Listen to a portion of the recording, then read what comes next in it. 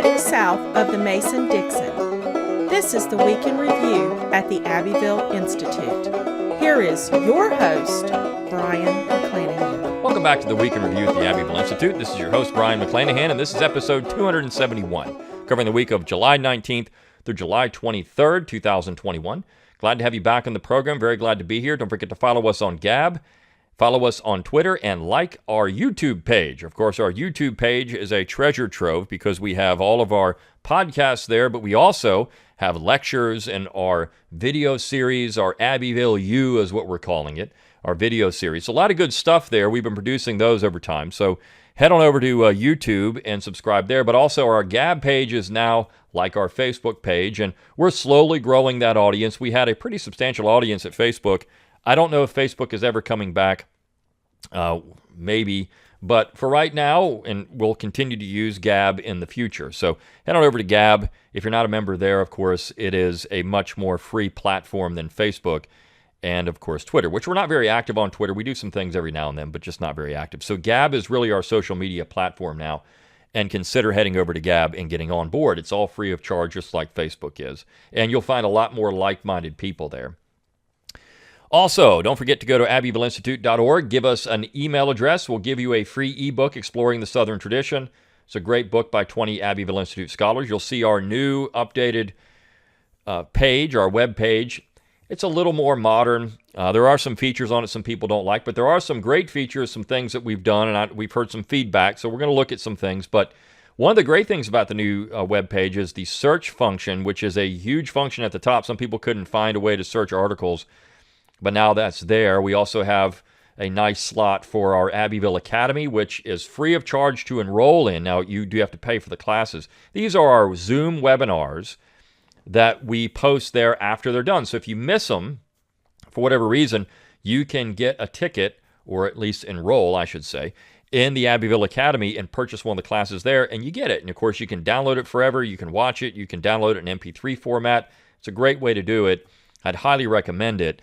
We only have 100 slots for each one of these webinars when we do them, so we always run out of space. But that said, our next webinar is coming up July 28th.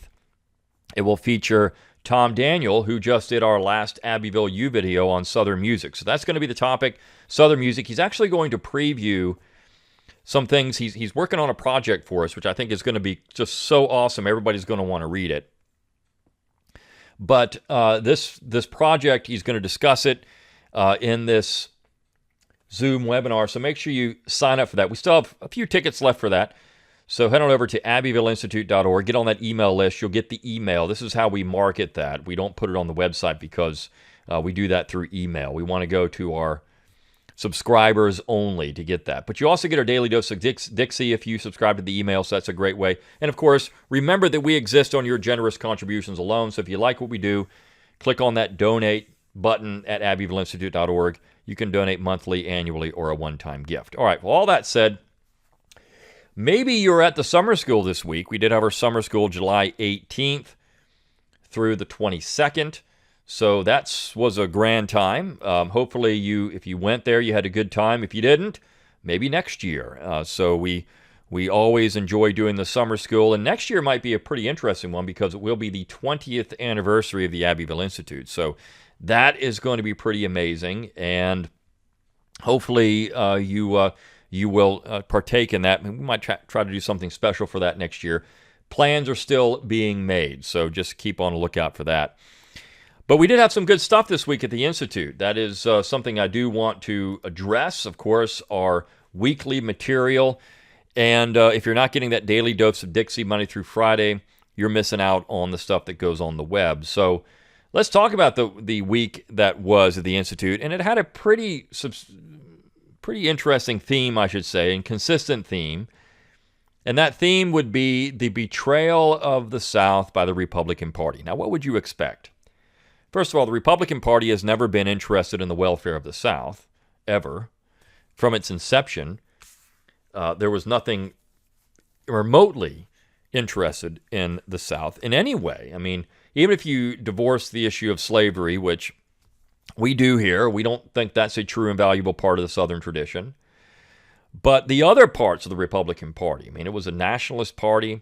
When I say that, they're interested in a northern-dominated union, finance capital, anti-agrarian at least. Now, they didn't say they were, but this is where the populists in the Midwest come from when they start thinking, whoops, we cut a bad deal with these Republicans from the Northeast, and they started breaking off and helping to form the People's Party in the late 19th century. But certainly the Republican Party has always been hostile to the South.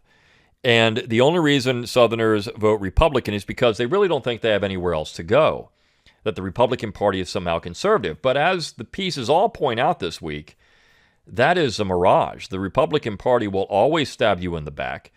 There's nothing conservative about it. Now, you could pick a few people here and there that are pretty good and will do the right thing. But for the most part, that's not going to happen with the Republican Party. Southerners in the Southern tradition doesn't really have a political home. And so here at the Institute, of course, we try to understand this. Where does this come from? Where does the Southern betrayal happen? I mean, where do Southerners start fitting in or with the Republican Party, and why did they go to the Republican Party? Or we start looking at things, what is the Republican Party, and does it really represent any interest for the Southern tradition or Southern culture? We seek to understand these things. We seek to understand what's true and valuable in the Southern tradition. And in that way, there is a political side of that too, the Jeffersonian political side that, of course, we like to talk about on this particular podcast and also at the website. But I want to start with Boyd Cathy's piece for Monday because it's really good. And I'm going to read this entire piece because I think that it summarizes very nicely what's happened to the South over the last 50 years or so. And I think that's the key to understanding. What happened from 1960 or 60 years? What happened from 1960 to 2020? Last 60 years. He says, many Southerners are familiar with James Ron Kennedy and his brother Walter Donnie Kennedy, who are prolific writers and staunch defenders of what is left of the Southern tradition and heritage. Among the titles of their books are most notably The South Was Right, Punished with Poverty, and Yankee Empire.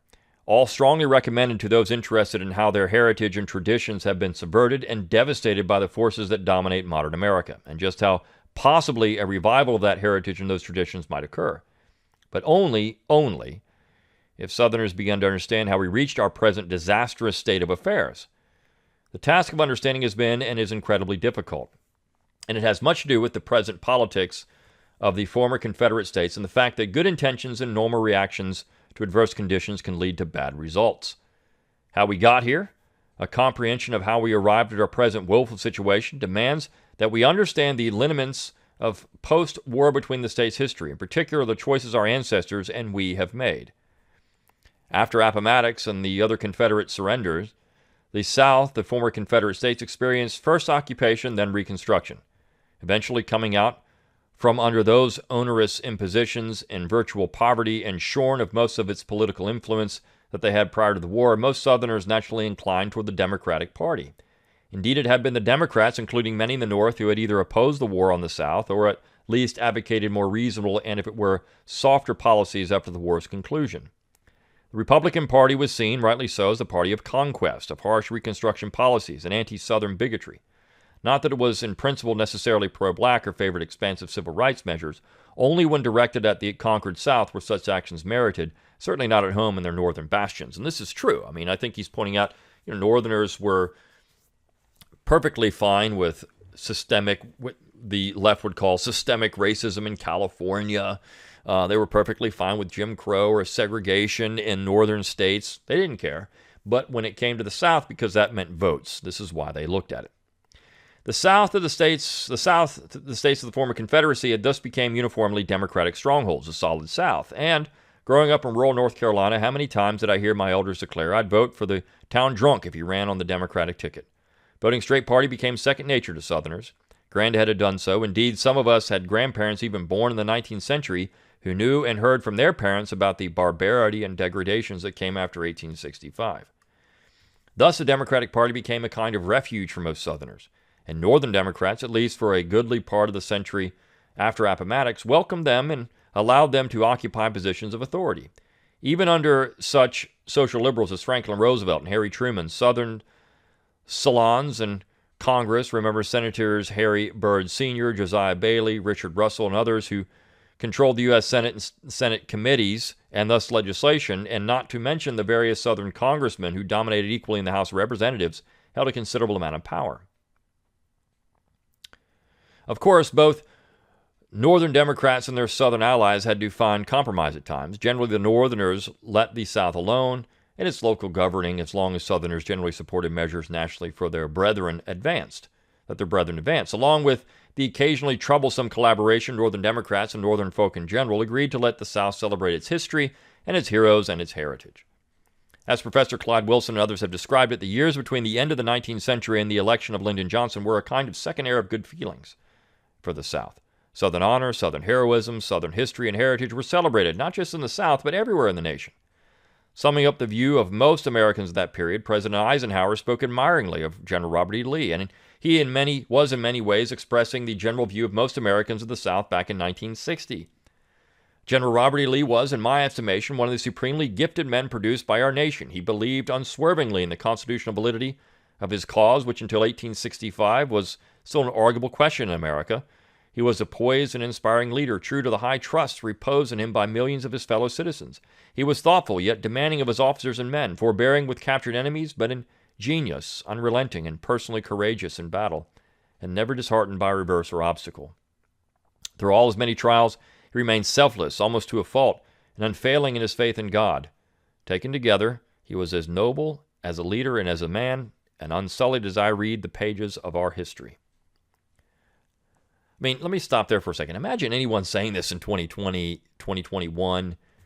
Imagine any politician saying this in 2021 on a national stage.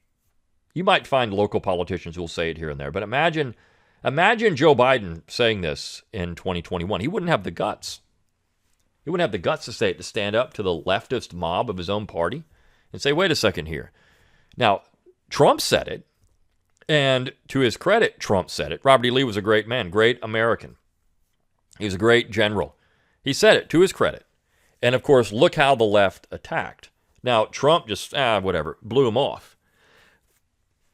So Trump, for all the things that were wrong with Trump, this is one of the good things you can say about him, that he was at least willing to stand up for things and say, people had said this guy was a great general, a great hero. I mean, we need to understand, not just tear down.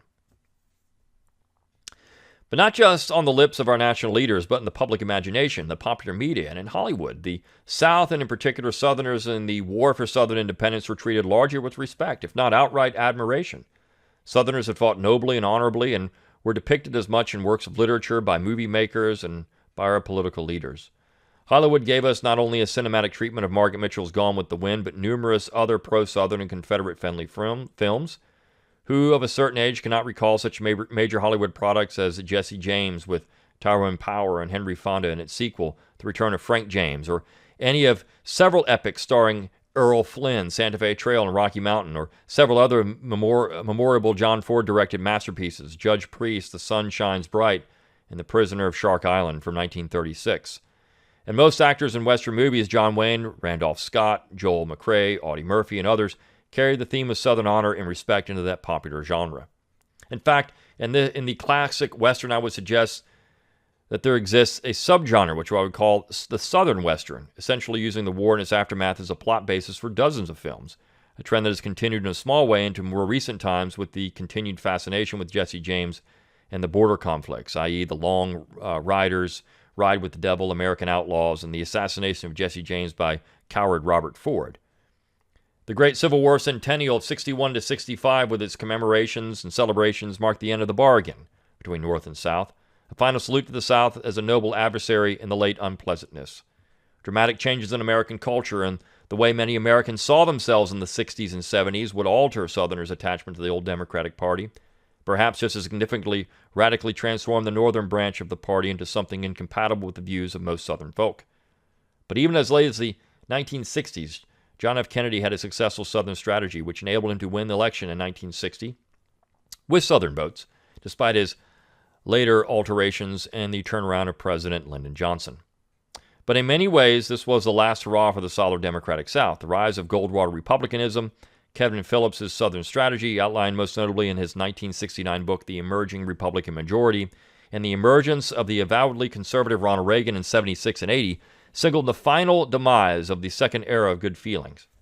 Phillips worked closely with President Richard Nixon and outlined his plan to win the South and Middle America for a newly christened conservative and victorious GOP. And by the 70s, and more like a tidal wave in the 80s, conservative Southerners turned Franklin Roosevelt's picture to the wall and became Republicans, at least in their voting habits. The solid Democratic South would continue to be solid, but not Democrat. Increasingly, in the years before the election of George W. Bush in 2000, signs of unease and doubt arose among a few more thoughtful Southerners. Yes, the GOP paid initial lip service to traditional values and commonly held views, which most Southerners shared. But in action, many leaders of the Republican Party, including a new crop of homegrown Southern GOP politicos, think here of Senators Lindsey Graham and Tim Scott of the thoroughly red state of South Carolina, had traveled much further to the definable political and social left, further than many Southern folk realized, even as many blindly followed along. I'd vote for the town drunk if he ran a Republican ticket. And how many times do we hear, I have to vote for the GOP candidate, even if he's terrible, since the Democrat is even worse? It should have been apparent when Graham urged the removal of Confederate symbols from the South Carolina Capitol, or when he essentially endorsed same-sex marriage. But they are just the tip of the political iceberg, the chameleons who inveigle far too many Southern conservatives. Influenced profoundly by the feculent remnants of a zealous Trotskyite globalism and its radical commitment to an expanding concept of civil rights, and by a constant diet of neoconservative commentary spouted by Fox News, Newsmax, and so-called conservative talk radio, incorporating the template and large part Southern Republicanism and establishment Southern conservatives, have largely become indistinguishable from their Northern brethren. How many times each day do we hear representatives of what old right scholar Paul Gottfried calls Con Inc., establishment conservatism, praise the legacy of radical Frederick Douglass, or the vision of communist-inspired Martin Luther King Jr., or Victor Davis Hanson, Mark Levin, and Brian Kilmeade on Fox, Rich Lowry at National Review, Michael Anton and cohorts of the Claremont, Larry Arnn at Hillsdale. You take your pick. They all condemn the historic South, its traditions and heritage. They all accept a warmed-over and refashioned post-Marxist globalism and expansive view of rights, even if they also support Donald Trump. It's a vision that has no room for Confederate symbols and monuments. It's a vision that has led almost all Southern Republican salons and Congress to vote to do away with names of American military installations and forts if they bear the names of Confederate generals or slaveholders.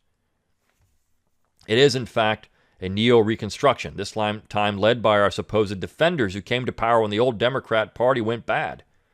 But as we now find, the leopard has not changed its spots.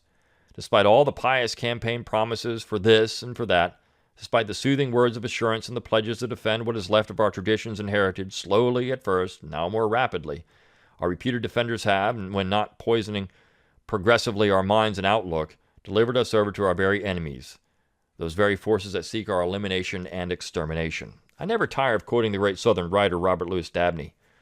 His superb description of establishment conservatives written 140 years ago, but absolutely applicable today. Here is what he wrote. And I think everybody has to hear this quote.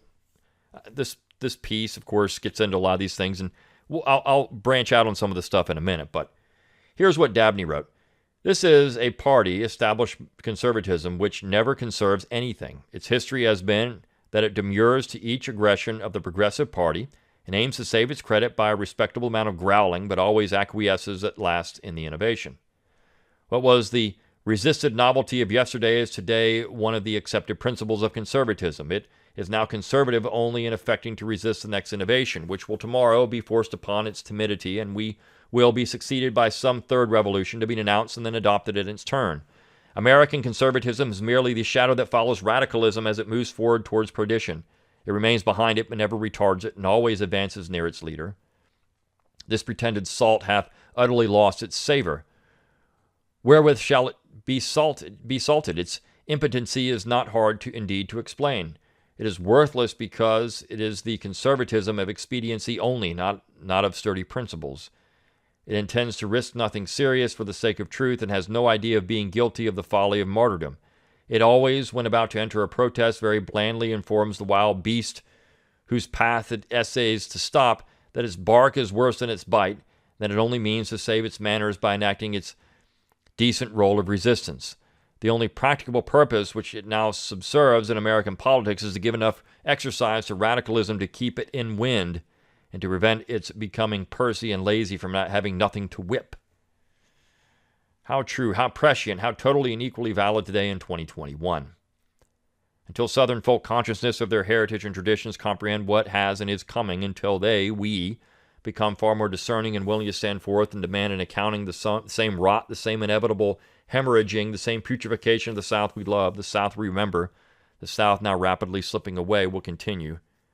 The efforts of such enterprises as the Abbeville Institute, ClydeWilson'sReckoning.com, journals such as Chronicles Magazine, are laudable and to be strongly encouraged, but they are still far from being well known. Every Southerner, aware of who he is, remembering who we are, to use the late Mal Bradford's phrase, should become a true missionary for a reconversion of our people before that becomes an impossibility in the behemoth state we now inhabit. The pro-Southern poet Robert Lee Frost, in his poem The Black Cottage, sums up both hope and our task. For dear me, why abandon a belief merely because it ceases to be true? Cling to it long enough, and not a doubt it will turn true again, for so it goes. Most of the change we think we see in life is due to truths being in and out of favor, and I sit here, and oftentimes I wish I could be monarch of a desert land I could devote and dedicate forever to the truths we keep coming back and back to. That must be our task, our role, to keep our heritage alive, our past, our memory, to re-educate ourselves to the truths we keep coming back and back to before our ancestors and before Almighty God. So I like this piece a lot, and I think because it does some things, it explains some things about the South and where we're going in the South, and of course the Southern tradition. What is valuable in that? Why did Southerners, they were abandoned by the Democrats. The Republicans had never been their ally. And Ron Kennedy wrote a piece on Tuesday about this. They actually had it on their website about what to do about this. He talks about the fact that Republicans voted in large numbers to take down statues in the U.S. Capitol of Southerners. They did it willfully and willingly and gleefully. In fact, pointed out that these were Democrats anyway, so who cares if they come down? Because it's all about Democrat and Republican, not about truth and principle and right and wrong. You can't have that. So I think that is something we have to understand. And they have, if you click on, we put the first part of it on the website. If you click on the link, it says continue reading. It takes you to their page where they have some advice on perhaps what to do about this. But we seek to understand here, to explore what's true and valuable. And certainly there are things that are true and valuable in the Southern tradition that are being lost. And they're being lost because people won't stand up for them and they don't really care about them anymore. We get emails all the time from people. Hey, I was so ashamed of being Southern, but I found, I started reading your stuff and I found that, my gosh, there's people out there that are actually proud of the Southern tradition. They're proud of things in the South. There are things that are positive about this, things that are positive about people in the South. Wow. Maybe I need to be positive about what I have too. It's very hard to get worn down by this stuff, trust me. When you do this and you put your voice out there and you put yourself out there, people attack you relentlessly. And it's easy to get worn down. It's easy to say, oh man, this is too much. I don't really want to do this anymore. There's always days like that. But you got to remember there's more people out there than what you realize, and there's people out there that think the right way. We don't want to have these things taken down. We don't want to have this stuff going. We want to preserve things. There are things that are good about the South that we want people to understand. And what does the Southern tradition offer to America? To a 20-year-old or a 30-year-old, what can the Southern tradition offer? Well, I think one of the most important things to answer that question is this Jeffersonian tradition of self-government, independent people. This is what the old Republicans wanted. They wanted an independent citizenry, people that had their own land, people that were as much debt-free as possible. And, of course, there's all kinds of ways out there. You can get into other programs and other things to try to do that for yourself, and it's very difficult, but people can do it, particularly if you start young. And if you're in your 20s, you can start that. You don't have to go down the path of Hamiltonianism. You could start out with no debt. You could start out from a position of power and use that to your advantage. A position of power. Even people that have hard financial circumstances can be debt-free. And so when you have that position of power, nobody can control you. I remember Rush Limbaugh years ago. He said this, and he said something about somebody told him, and Rush Limbaugh had his own problems, but this is something that always stuck with me. He said that somebody hoped that one day he would have enough money that he didn't have to worry about being dependent on somebody so that they could control what he said, that he could just say what he wanted and there was no repercussions. And I mean, I think that's really the essence of independence, being able to say what you believe and say what you want with no repercussions, because it didn't matter. They couldn't cancel him. And there's a talk show host now, Joe Rogan, who's kind of in the same position. People hate this guy, but they can't cancel him. He has too many followers, too much money. He can do what he wants. He's too powerful. So they hope that Limbaugh would eventually have that one day, and maybe one day we'll have an opportunity. The Institute is based on your contributions, so we only exist if you give us things, and we only have people that can do things because you help financially support the Institute. But that independence for a millennial, for somebody, political decentralization, thinking locally, acting locally, like I say on my own podcast. And if you read that Kennedy piece about going in and doing some things to try to affect your local community and your local political leaders, these are things you can learn from the Southern tradition. Certainly. Music, literature, beautiful parts of the Southern tradition that you can embrace and enjoy. They can't take that away from you. This is why we do so much with music. We had a whole summer school on it one time. We had 3 straight summer schools on Southern literature, because they can't take those things away. If they can try, and really they can't take the political side away either, the Jeffersonian political side, because that is the basis of the entire United States. So at the end of the day, all the power is on the Jeffersonian side. It's all there. All the evidence is there. It's all there. This is why the nationalists tried to tear it down constantly, because they knew they couldn't do it through the system. They had to work around the system. This is where John Marshall comes into play. The Supreme Court, the federal court system, and around the Constitution, heavy-handed executive power, all that stuff. It's all just a fabrication. It's not real. So all the evidence is on our side. It's just that you have to find it and then be positive about it.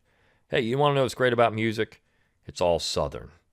This is wonderful stuff. Look at all these things. It doesn't matter about race or anything. It's just music. And I think that's one of the great things, or literature and the themes in literature. And, remind people when somebody says, oh, that's, food. Oh, that's, if you're in the North and you see, that's soul food. That's not soul food. That's Southern food. That's what that is. It's Southern food. Remind people of how important and vital that Southern tradition is and how beautiful it is. See, back in the 70s, there was this, Southern Renaissance. It was great to be Southern. That can come back. I mean, it can be great to be Southern again. Just don't be apologetic all the time. What are you apologizing for? Apologizing for being something that's great? Why would you do that? Why would you apologize for that? You shouldn't.